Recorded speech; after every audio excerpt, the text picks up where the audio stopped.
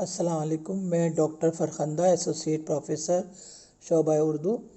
میں M a final کے 9 paper general survey کا ایک مضمون اردو مرثیے کا ارتقاء کے بارے میں اظہار خیال کروں گی. مرثیے کے معنی ہوتے ہیں کسی کی میت پر رونا، اور زیادہ تر مرثیہ جو ہے شہادت کربلا کے شہیدوں کے نام لکھا گیا ہے، اور انہی کی یاد میں جو آنسو بہائے گئے ہیں اسی کے لیے مرثیہ کو ہم جانتے ہیں. مرثیے کا ارتقاء جس طریقے سے ادب کی اور اصناف کا ارتقاء دکن میں ہوا، اسی طرح سے مرثیے کا ارتقاء بھی دکن میں ہوا. وہاں کی جو عادل شاہی اور قطب شاہی سلطنتیں تھیں جنہوں نے اردو کو بہت فروغ دیا، انہوں نے ہی مرثیے کو بھی بہت زیادہ فروغ دیا، اور وہاں پر عزاداری بہت زیادہ ہوتی تھی. اس زمانے کی تاریخوں سے پتہ چلتا ہے کہ یہاں سرکاری عاشور خانے قائم تھے. عاشور خانے جہاں پر مجلسیں پڑھی جاتی ہیں، جن میں محرم کے دنوں میں عزاداری ہوتی تھی.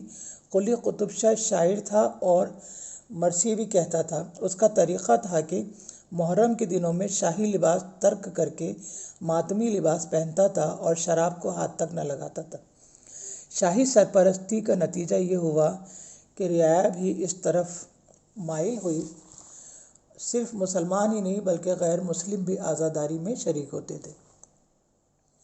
دکن میں ابتدائی زمانے میں جو مجالس اعضاء منعقد ہوتی تھیں، ان میں فارسی مرثیے اور خاص طور پر محتشم کاشی کے بند پڑھے جاتے تھے. لیکن اب فارسی کا دور ختم ہو چکا تھا اور دکنی زبان میں شاعری کا آغاز ہو چکا تھا. اسی لیے یہ یقین ہے کہ اس زمانے میں مرثیے بھی لکھے گئے ہوں گے جو دست برد زمانے کے ہاتھوں برباد ہو گئے، یعنی حالات کی ستم ظریفیوں سے وہ خرد برد ہو گئے. جو مرثیے ہم تک پہنچے ہیں ان کا یہاں مختصر ذکر کیا جاتا ہے. یہ بات مسلم ہے کہ اردو کا پہلا مرثیہ وجہی کی تصنیف ہے.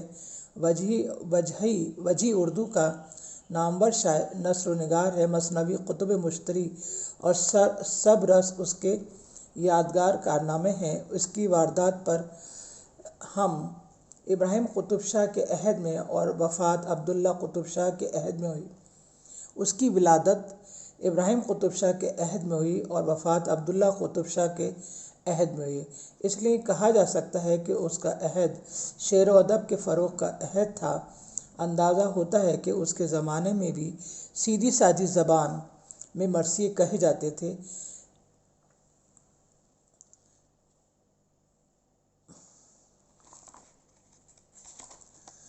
یہ وہ زبان ہے جسے دکنی کے علاوہ قدیم اردو کا نام بھی دیا جا سکتا ہے. ہم مرثیے کا ایک شعر پڑھ رہے ہیں: حسین کا غم کرو عزیزاں، انجو نین سو جھروں عزیزاں، یعنی آنکھوں سے آنسو بہاؤ عزیزوں. یہ اس زمانے کی اردو تھی. وجہی کا یہ مرثیہ غزل کے فارم میں کہا گیا ہے اور بہت مختصر ہے. اسی شعر سے مرثیہ نگاری کی غرض و غایت بھی واضح ہوتی ہے. ہم اردو مرثیے کے ارتقاء کے بارے میں جب جانتے ہیں تو ہم دیکھتے ہیں کہ وجہی نے کس طریقے سے مرثیے کی آغاز کیا. دکنی مرثیہ نگاروں میں مرزا بیجاپوری کا نام بھی بہت اہمیت کا حامل ہے. اس کے میراثی کی ایک نمایاں خصوصیت ان کی طوالت ہے. طوالت معنی بہت لمبے ہیں.